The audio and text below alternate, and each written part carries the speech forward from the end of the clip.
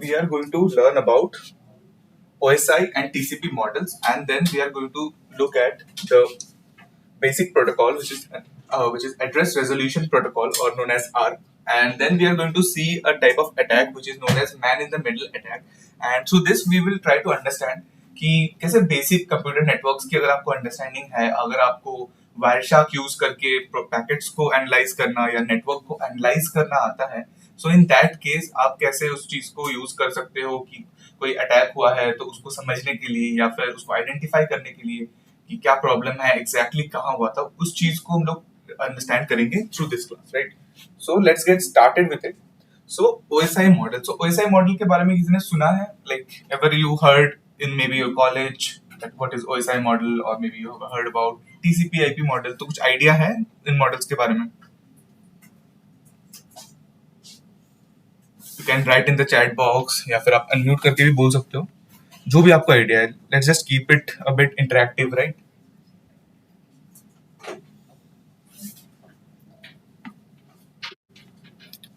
Okay, okay. So क्या क्या याद है कि OSI मॉडल के बारे में? लाइक कुछ भी आइडिया कि हम लोग क्यों, मतलब क्या है, एग्जिस्ट क्यों करता है OSI model?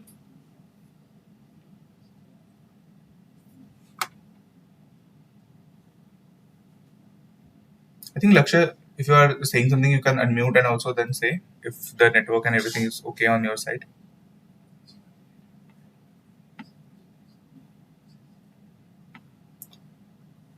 Okay, okay, okay, no issues. Then you can just take the class. Okay.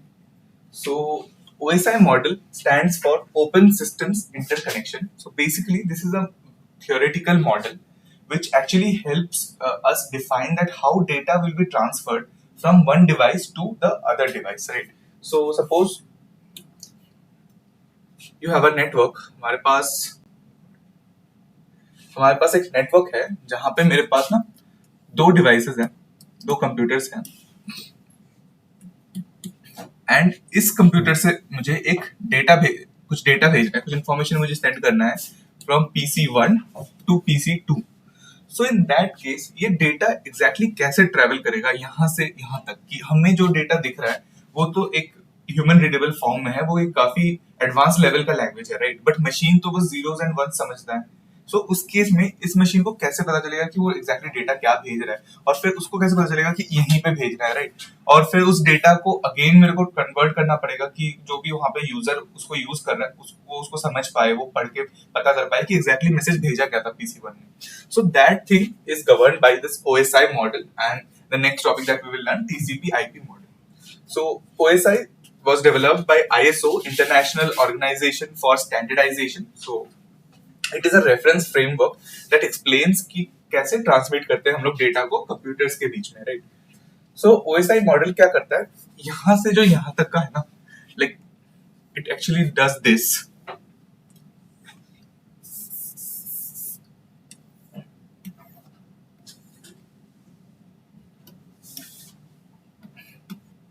सो वो क्या करता है, when the data is from here to here, this is your transmission line.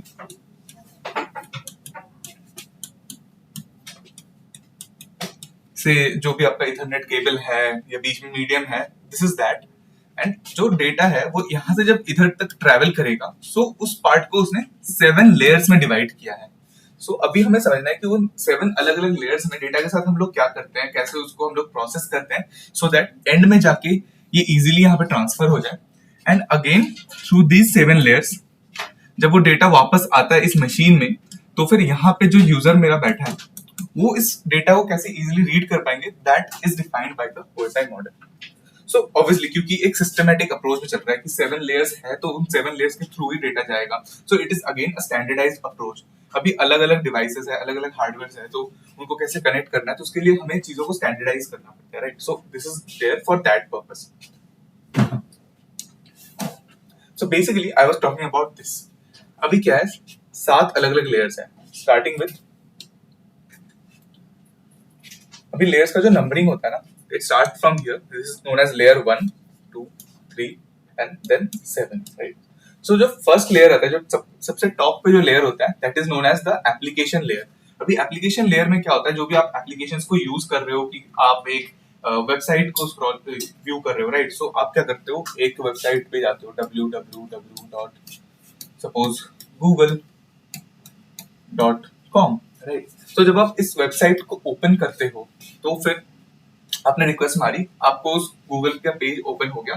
तो जो आपको कंटेंट दिख रहा होता है, जो एकदम आपको ब्यूटीफुल कंटेंट दिख रहा होता है, वहाँ पे कुछ ग्राफिक्स है, कुछ टेक्स्ट है, जो भी है, that is the application layer thing. यहाँ पे डेटा रहेगा जो कि ह्यूमन रीडेबल या फिर यूजर लेवल पे रहेगा, राइट? उसके बाद आता है the next layer, that will be the presentation layer. अभी डेटा क्या है, एप्लीकेशन लेयर से प्रेजेंटेशन लेयर में आएगा। And in presentation layer, there is a protocol like HTTPS, SSL, TLS। ये सारी चीजें, जो SSL, TLS होता है, जो कि आपके डेटा को एनक्रिप्ट करता है, जो कि आपके डेटा को सिक्योर करने के लिए काम आता है, या फिर डेटा को एक अलग फॉर्म में कन्वर्ट करता है, जो कि दूसरे जो लेयर्स हैं नीचे के, वो उसको यूज कर पाए, because this is a very complex thing for the computer to understand. So वो conversion and the encryption in if it is required there, so वो सारी चीजें होगी हमारी प्रेजेंटेशन लेयर में। You are just presenting the data to the other layers in a better format. After that, we have the session layer. अभी session layer में क्या है, हम लोग सेशंस होता है एक ब्राउजर के साथ, एक ब्राउजर में हम लोग का जो सेशंस जनरेट होते हैं कि इतने टाइम तक वो सेशन आता है, आप लॉग इन वगैरह कर रहे हो, तो वो सेशंस लेयर्स में वो सेशंस क्रिएट होता है। यहाँ पे वो टीसीपी आईपी का सेक्शन क्रिएट होता है, या फिर वैसे सेशन होगा। And then you have the transport layer. Transport layer में आके जो पोर्ट्स होते हैं, राइट, जब भी आप लोकल, जैसे मैंने कल वायरशार्क में पीक पैकेट कैप्चर भेजा था, so there you are seeing something like 192.168.1.1 and then you had a semicolon, after which you had a number like this, right? So ये क्या नंबर है, what is this number? Does anyone has this idea that this is the IP address? We know that this is the IP address, ये हमने कल पढ़ लिया था, but what is this? Any idea? Navneet?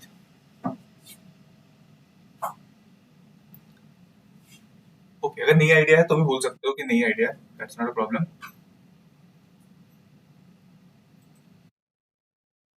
Okay, so not a problem. So ये होता है ना, इसको हम बोलते हैं port number.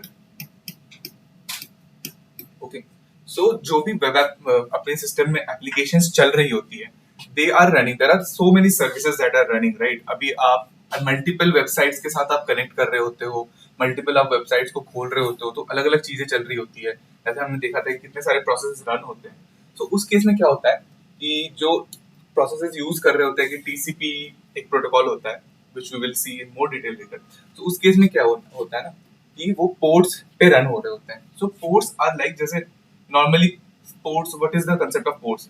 It is a place where you take the ships that come in, they drop their containers and like the stuff you take it from there, right? So ports का भी इधर सिमिलर कॉन्सेप्ट है कि जब आप कोई information send कर रहे हो एंड जब वो रिसीव हो रहा है, तो आपके पास वो कहाँ पे उसको आपको रिसीव करना है, so that you can process that information in a correct way and then you can show it to the user side, right? So उसके लिए हम यूज कर रहे होते हैं हमें पोर्ट नंबर। सो ये पोर्ट नंबर वगैरह वो सारी चीजें यहाँ पे ऐड हो रही होती है in the transport layer.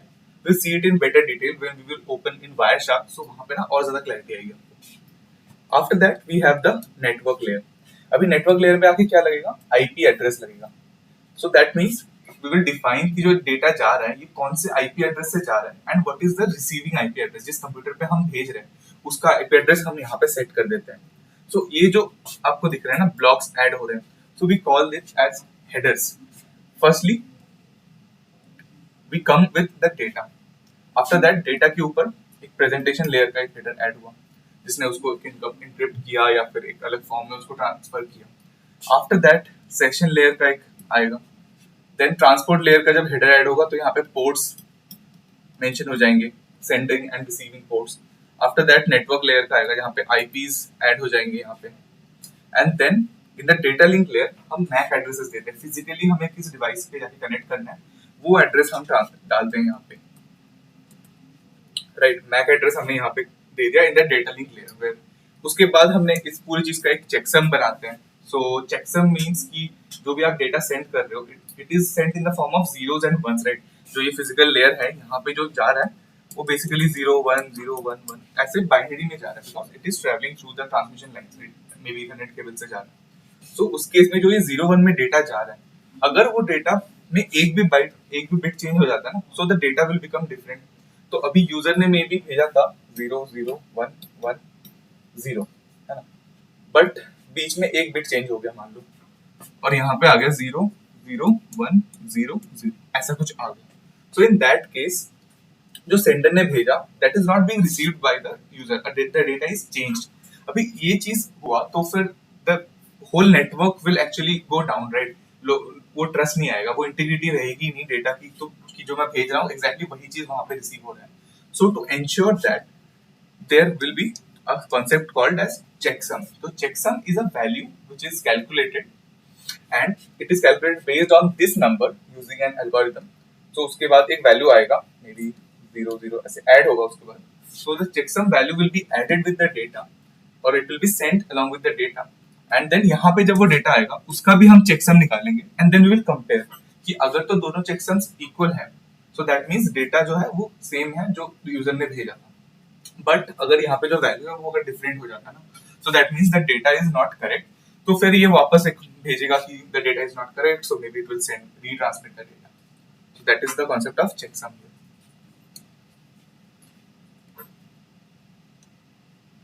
So again, the layers have been given in a tabular form for a better understanding, right? So layer 7 में आता है आपका application layer.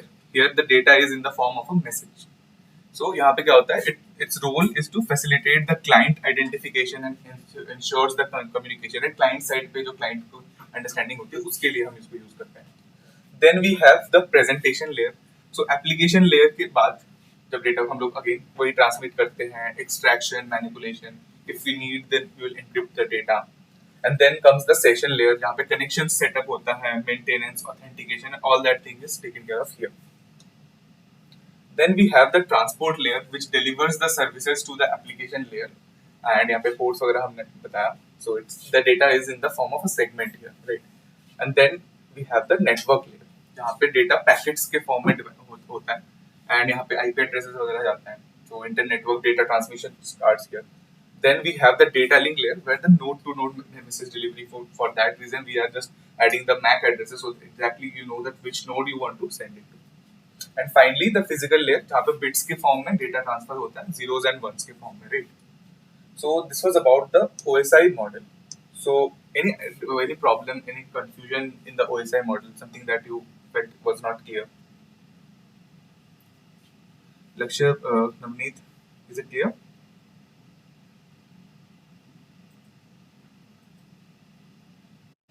Okay. Okay, fine. So let's move on with TCP/IP model. So OSI model जो हमने discuss किया, it was a theoretical model. वो conceptualize किया गया था, but it is not actually used, right? And हम देखेंगे कि वो कैसे है कि वो actually use नहीं होता है and things like that. So the thing that is used in the internet is the TCP/IP model. It stands for Transmission Control Protocol and Internet Protocol. So this is the model which governs all the computer networking communication, and this is a model that is followed everywhere in the internet. Like this is the standard, right?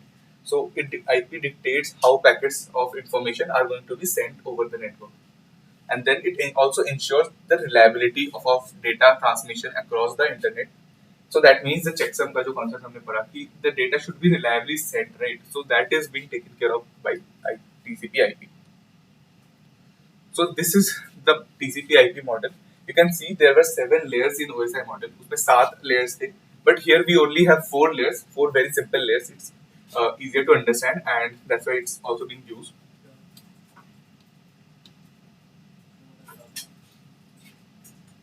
So अभी क्या है? First layer is again the application layer, same as OSI model. Data आता है यहाँ पे, data raw form में रहता है, जैसे user readable form में रहता है. But after that we have the transport layer. So transport layer में क्या होता है? Direct you add the TCP or UDP header. So these are the protocols, TCP and UDP. So we will also discuss about these protocols in detail in the later classes as well. So यहाँ पे port numbers add हो जाएंगे आपके. Then you have the network layer where the IP header will be added, right? So the IP header will add, and the sender and the receiver's IP addresses will be added to the data packet. And then you have the physical layer where the Ethernet protocols and the PPP protocol, these protocols work. and here you have the MAC addresses. And then finally, in the physical layer itself, the data is transferred in the forms of zeros and ones, that is in the form of bits. Again, when the data will come in the physical layer of the receiving machine, it will see the MAC address and then it will take that layer, right? It will see that, okay, it's my MAC address, so it will send it to the network layer. Then from there, it will see the port number and send it to the application layer. And then finally, the website that you were opening or maybe the message that you were trying to read, it will come to you, right? So this is how the TCP/IP model looks. So now let's check it practically, and I will also show you that how you can do it yourself.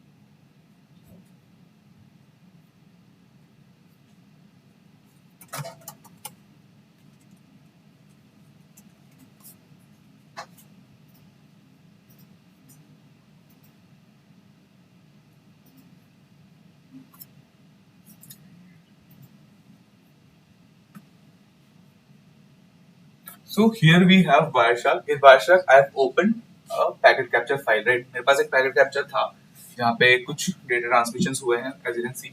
So अब इसमें हम लोग समझने का try करते हैं कि जो हमने TCP/IP मॉडल पढ़ा वो कैसे हम देख सकते हैं, कहाँ पे हम exactly देख सकते हैं, right? So let's just see that. So you can see here एक यहाँ पे HTTP का पैकेट जा रहा है, right? So इसी को पकड़ते हैं कि और देखते हैं इसमें क्या क्या लेयर्स है या क्या है. So पहले तो आप देख सकते हो यहाँ पे here once you have just opened Wireshark, you have selected a packet there and आपको ऐसे close way में ना you can see there are 4 layers already.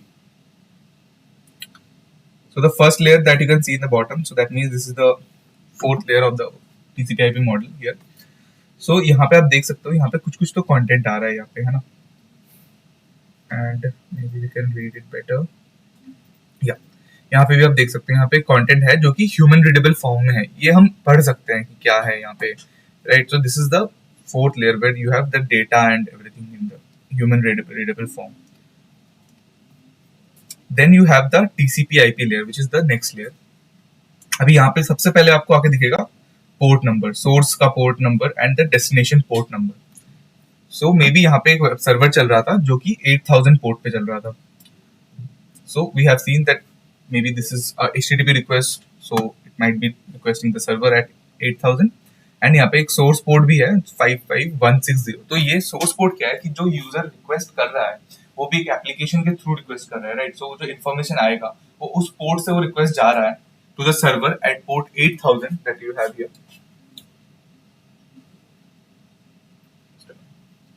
तो यहाँ से ये पोर्ट नंबर से रिक्वेस्ट जाएगा and its destination is this port number, so that is what here. उसके बाद यहाँ पे कुछ TCP के segment का length है कि what is the length of the segment, and then there is a sequence, right? So we have done that TCP stream reconstruction, right? We have seen कि कैसे अलग अलग chunks में data जा रहा है. अब उस पूरे conversation को अगर हमें read करना है तो हमने TCP को reconstruct किया था, जहाँ पे मैं दिख रहा था कि क्या request गया, फिर उधर से क्या response आया, क्या data transfer हुआ, right? अभी उसमें क्या होता है, अलग अलग ऐसे बहुत सारे स्ट्रीम्स चल रहे होते हैं. जब आप एक नेटवर्क में होते हो, मे बी आपने 2-3 वेबसाइट्स खोल रखी है या फिर सेम वेबसाइट्स के लिए भी कभी कभी मल्टीपल स्ट्रीम्स होते हैं. सो वायरशार्क ने उस चीज को भी अलग अलग तरीके से ऐसा रखा हुआ है. ये एक सीक्वेंस है फॉर दैट, यू नो, ये एक अलग सीक्वेंस नंबर है. जो ये sequence number basically it's actually going to help इनकी पैकेट्स को एक साथ करने में, वो हेल्प करता है यहाँ पे, राइट? फिर यहाँ पे आ जाता है एक्नॉलेजमेंट नंबर. एक्नॉलेजमेंट से क्या होता है कि जब भी आप एक एक पैकेट आप सेंड करते हो in the TCP layer, so basically यहाँ पे TCP प्रोटोकॉल जब यूज हो रहा था, सो आप चेक कर रहे होते कि जो आपने डेटा पैकेट भेजा है it should be received by at the receivers end, right? तो उस चीज को इंश्योर करने के लिए यहाँ पे कुछ चीजें होती है. So you will understand these deeper when we will talk about the TCP and UDP protocols in detail, right? So ये आपका हो गया second layer. And then third layer you have the internet layer where you have the IP addresses, right? So यहाँ पे सबसे पहले हमें दिख रहा है कि कौन सा IP address कौन सा version हम use कर रहे हैं, right? So here it is IP version 4 and it is represented in binary in the form of 0 1 1 1 0 0, right? और जो header है, जो ये IP का जो header है, right? Every layer we have seen कि एक header add होता है उस information के साथ. So उसका length यहाँ पे दिया हुआ है कि कितना bytes का है वो information. उसके बाद टोटल जो इस पैकेट का लेंथ बनता है वो है, right? After that time to live, then the protocol that is under it. तो ये सारी चीजें हैं. इस हेडर का भी एक चेकसम मेंटेन्ड है. So all these details are there in this third layer. And then finally you have this MAC addresses. You can see destination का मैक एड्रेस यहाँ पे मेंशन्ड है. एंड देन डेस्टिनेशन का MAC address यहाँ पे mention है. The source का MAC address mention है. उसके बाद उसके नीचे IPv4 टाइप. सो ये भी एक चीज है कि IPv4 का जो टाइप है वो ये है 0x0800. So you can check कि वायरशार्क में जब हम ऐसे है तो फिर IPv6 एड्रेस के लिए क्या टाइप है वो आप खुद चेक कर सकते हो. आप एक्सप्लोर कर सकते हो उसको भी, राइट? सो ये है कि अब अलग अलग जो लेयर्स है ना TCP/IP मॉडल का, उसको आप इजीली देख सकते हो Wireshark. So that's why it is a very practical idea, practical model, and it is being used in the real world. But आप OSI के जो मॉडल्स है ना उसको आप नहीं व्यू कर सकते, राइट? क्योंकि यहाँ पे यहाँ पे चार ही है, right? We don't have 7 layers. So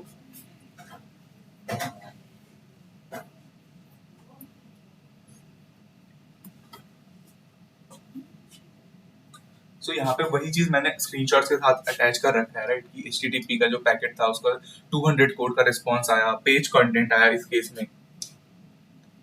after that हम आ गए ट्रांसपोर्ट लेयर पे. And then again all the details that I have already shown you, right?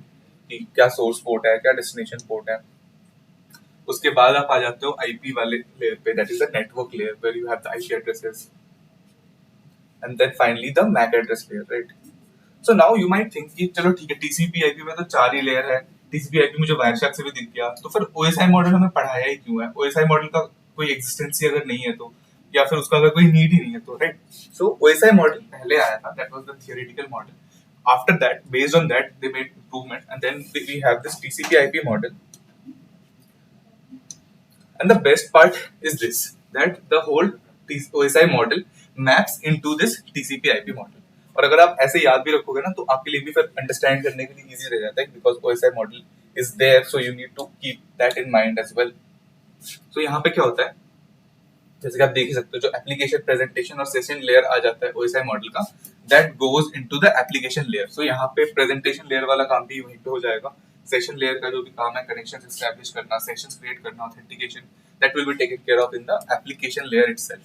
उसके बाद transport layer same, network layer same as it was again, but data link layer और physical layer, right? कि data link में पहले हम MAC addresses देखते थे, फिर फाइनली फिजिकल लेयर में आके जीरोस वंस में जा रहा था.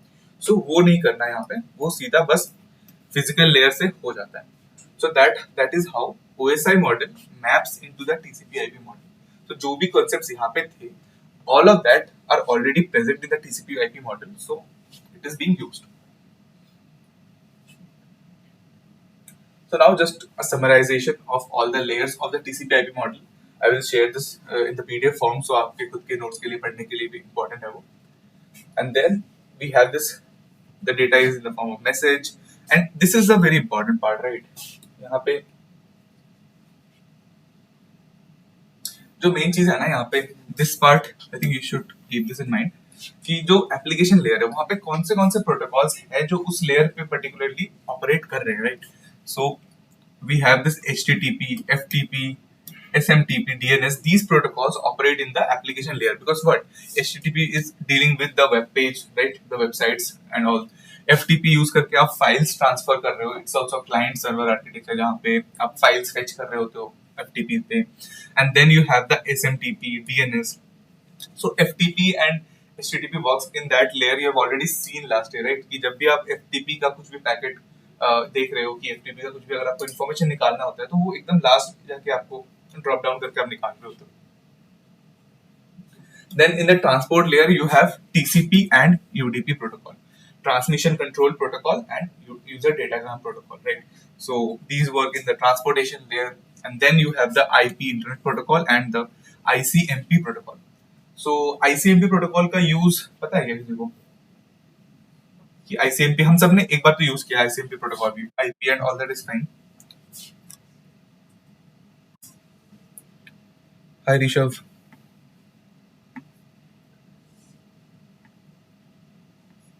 Okay.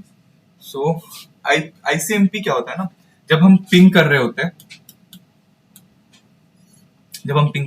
सपोज 10.0.0.1, सो इस टाइम पे जो इन्फॉर्मेशन आती है ना, जो क्लाइंट से जो जिस आईपी एड्रेस को हम पिंग कर रहे हैं वहां से जो हमें रिस्पॉन्स आ रहा है या जो रिक्वेस्ट जा रहा है, this is governed by the ICMP protocol. Ping हम सबने यूज किया है कभी ना कभी नेटवर्क्स में, right? So that's why I am saying that ping actually works based on the ICMP protocol. And then finally, in the data link layer or the last layer, physical layer, you have Ethernet, Wi-Fi, PPP. These protocols work in that layer, then the top layer.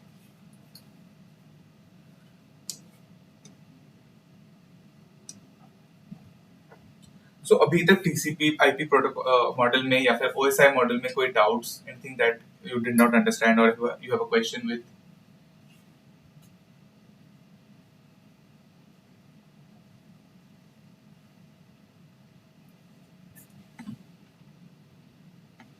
You can unmute and say, or you can just type in the chat box.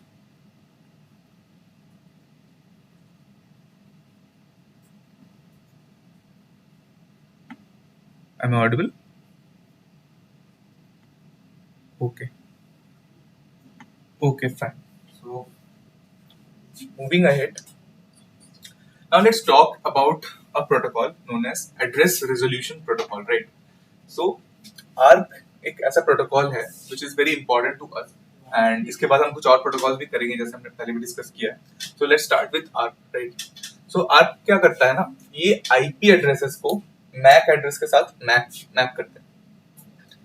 As it is already mentioned here, maps the IP addresses to the MAC address. So let's just come to this particular diagram to understand what ARP does.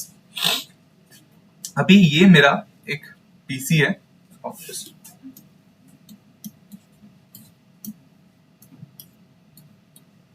So these are the two PCs, PC1 and PC2, that are connected, right, by a cable.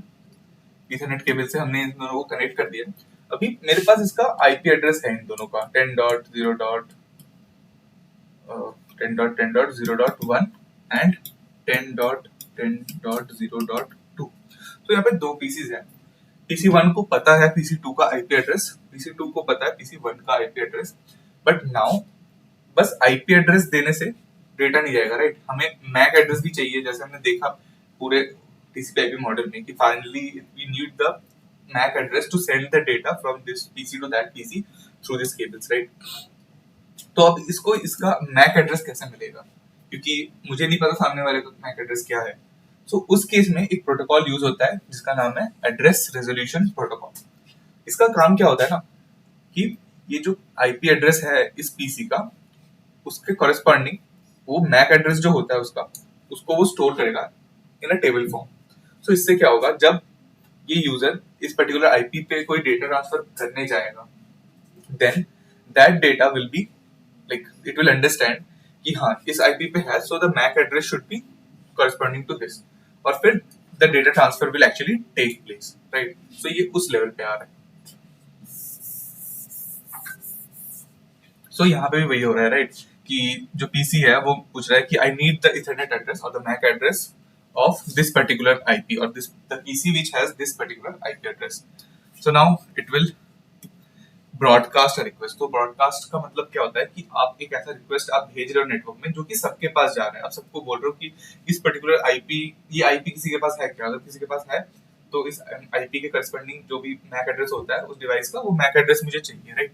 तो ये सबको भेजेगा. यहाँ पे अगर कोई और तीसरा पीसी भी होगा तो उसको भी यहाँ पे जाएगा, एंड इन दिस वे अब इनमें से जिसके पास भी वो होगा ना आईपी एड्रेस, वो चेक करेगा, हर पीसी अपने आईपी एड्रेस के साथ मैच करेगा.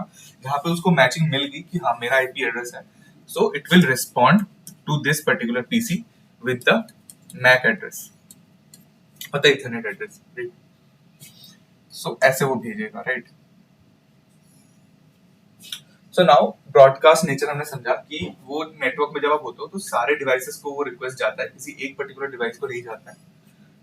This is how it does. And then we have the two different types of ARP, right? Proxy ARPs होता है and gratuitous ARP होता है, right? So proxy ARPs में क्या होता है कि एक राउटर अपना प्रॉक्सी ले लेते हैं कि हाँ I am that device, right? कि मान लो there is a router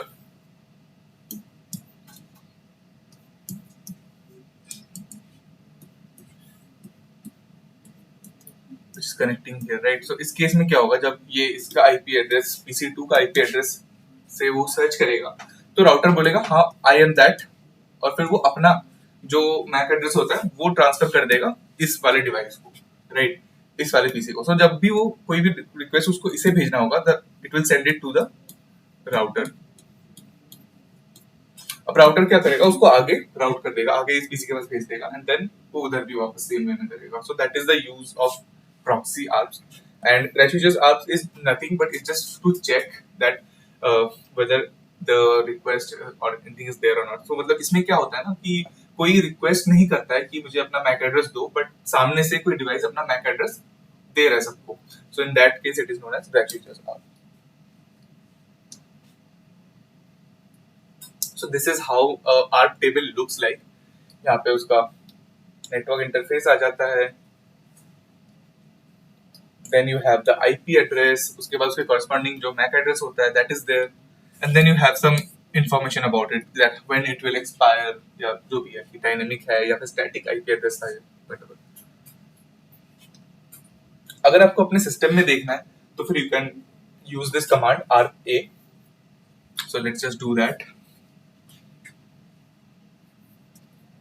So you can actually try it out कि RA करके आप देख सकते हो कि आपके सिस्टम का IP address and the physical addresses क्या क्या है, right. And this is just an example और लाइक सिमुलेशन इन सिस्को पैकेट ट्रेसर कि कैसे वर्क करता है. सो ये एक स्विच नेटवर्क है, राइट. तो स्विच नेटवर्क में हमें पता है कि डेटा पैकेट PC0 से लेके PC2 तक ही जाएगा. अगर वो PC2 के लिए है तो बस PC2 पे जाएगा, अगर PC1 के लिए है तो बस PC1 पे जाएगा. But in case of this ARP request वो यहाँ पे जाके सबको सेंड होगा, राइट. यू कैन सी गया यहाँ पे, फिर सबके पास गया. अब जिसके साथ वो मैच किया IP एड्रेस उसने अपना मैक एड्रेस सेंडर को भेज दिया एंड देन वो डेटा ट्रांसफर हो जाएगा completely. So this is how the ARP request work. So अभी ये था ARP. सो ARP में किसी को कोई डाउट है, कोई चीज जो समझ में नहीं आया या एनीथिंग?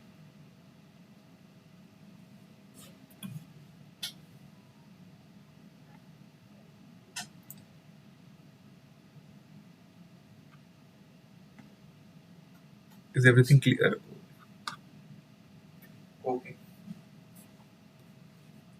So अभी हमने थियरी तो पढ़ लिया, हमने कॉन्सेप्ट्स क्लियर कर लिए कि हाँ ठीक है ये लेयर्स होते हैं नेटवर्क के या फिर ये आर्क है, वो सारी चीजें तो हमें समझ में आ गई. बट अब क्वेश्चन ये है कि हम लोग एथिकल हैकिंग सीख रहे हैं या फिर हम लोग पेनिट्रेशन टेस्टिंग कर रहे हैं, साइबर सिक्योरिटी सीख रहे हैं, तो वहां पे क्या काम आएगा? मेरे को ये इतना सारा ज्ञान क्यों दिया है ना. सो वहां पे ये काम ऐसे आएगा कि एक टाइप का अटैक होता है जिसे हम बोलते हैं man in the middle attack. So man in the middle attack name से ही आप समझ सकते हो कि बीच में कोई एक बंदा आएगा जो कि प्रॉब्लम्स क्रिएट कर रहा है. तो इसमें क्या होता है, ये मान लो आपका ओरिजिनल एक क्लाइंट है और ये जो है ना आपका सर्वर है. अभी क्लाइंट सर्वर को रिक्वेस्ट कर रहा है इन्फॉर्मेशन के लिए, सर्वर उसको रिस्पॉन्ड कर रहा है, right. Everything was going fine. But बीच में जो ये हैकर आ गया ना, इसने क्या किया कि कुछ ऐसा किया जिससे ये जो कनेक्शन ऐसे जा रहा था, अब ये पहले हैकर के पास आएगा, उसके बाद इसको अगर ये डेटा आगे भेजना होगा तो वो भेजेगा, अगर उसको नहीं भेजना होगा तो वो नहीं भेजेगा, अगर उसको उसमें कुछ मॉडिफिकेशन करके भेजना होगा ना तो वो भी कर देगा, right. So that is man in the middle attacks. तो अभी इसको कैसे हम लोग एनालाइज कर सकते हैं, मतलब कैसे पता कर सकते हैं कि man in the middle attack हुआ है या नहीं हुआ है, या फिर क्या यूज करके ये अटैक होता है, उस चीज को थोड़ा सा समझते हैं. There are different ways. Today we will understand one way of doing that. So before talking about it, any guesses कि मतलब कैसे हो सकता है ऐसा man in the middle attack? कुछ भी अगर आइडिया लग रहा है अभी अपने लेवल पे, just let's think about it कि कैसे हो सकता है कि दो नोड्स है या दो कंप्यूटर्स है वो आपस में इंटरेक्ट कर रहे थे, बट बीच में अब कोई तीसरा घुस गया है और उन दोनों को नहीं पता। तो जो भी वो लोग ट्रांसफर कर रहे हैं ट्रैफिक, वो तीसरे बंदे के थ्रू जा रहा है। Any idea? You can unmute and speak, Navneet, Rishabh.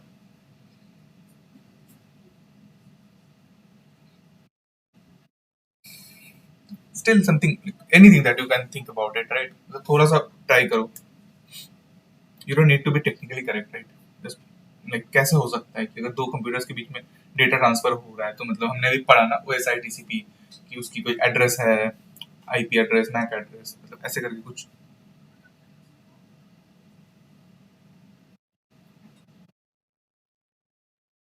Okay okay fine, so let's try to understand it.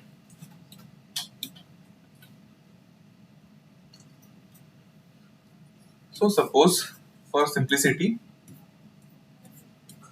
ये दो PCs हैं, है ना?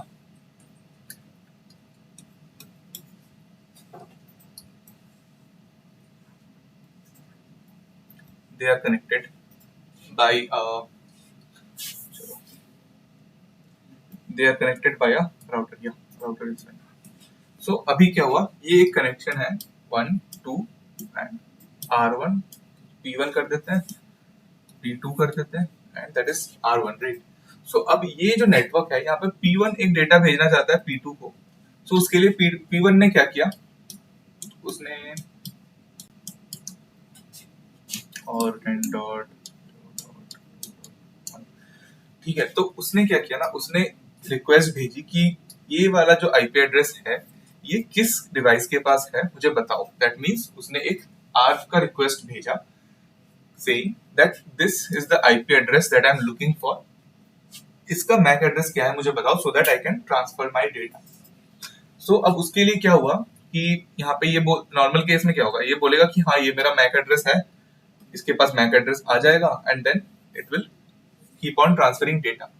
बट अगर मान लो कोई ऐसा एक तीसरा डिवाइस आ जाता है जो कि समहाउ अपना जो मैक एड्रेस है ना, वो मैक एड्रेस भेज देता है P1 को, while his IP is something different, right? 3.1। So मतलब क्या है, ये जो P3 है, this is the middle one, right? इसका मैक एड्रेस नहीं है ये वाला पार्ट, से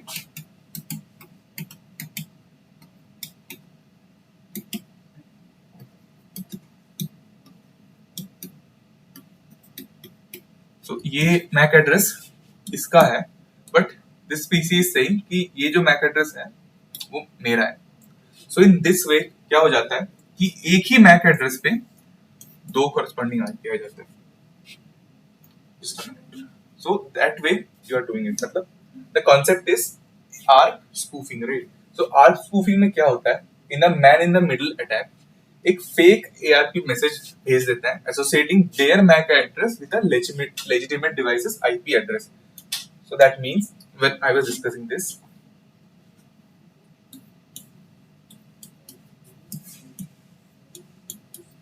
इस केस में ये जो तीसरा पीसी आएगा ना,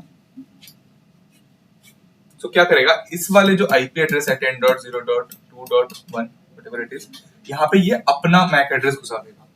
सो नाउ ये जो पीसी है हमारा P1, ये जब डेटा भेजेगा, हमने देखा डेटा लिंक लेयर पे, वो भेजने जाएगा यहाँ पे, राइट? तो जब वो यहाँ पे ऐसे भेजेगा डेटा को, उस टाइम पे क्या होगा ना, वो उसको लगेगा कि he is sending the data in this way, but it will go through this man in the middle. Now अब ये एक और चीज करेगा कि इस डिवाइस को, या फिर बेसिकली जब ये जो अटैक्स होते हैं ये मेनली इंटरनेट गेटवेज पे होते हैं, राइट? सो जो इंटरनेट गेटवेज हमने कल डिसाइड लास्ट क्लास में डिस्कस किया था कि उसके थ्रू हमारा ट्रैफिक जो है बाहर इंटरनेट में जा रहा है।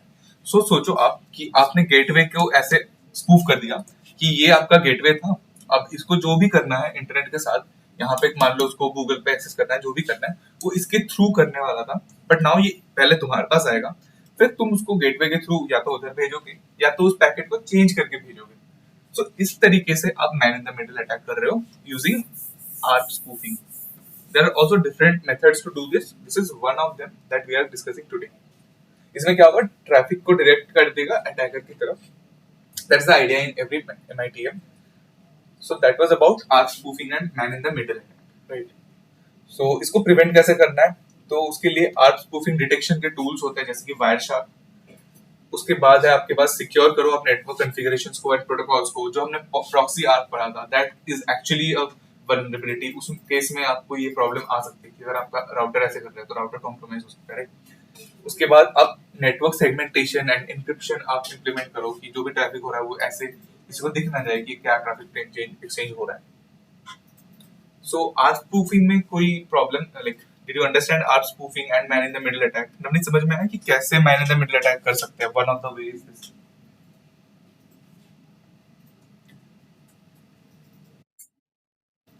Okay, so this is the same thing just with a better diagram, let's try to understand it. So ये था हमारा नॉर्मल राउटिंग, राइट।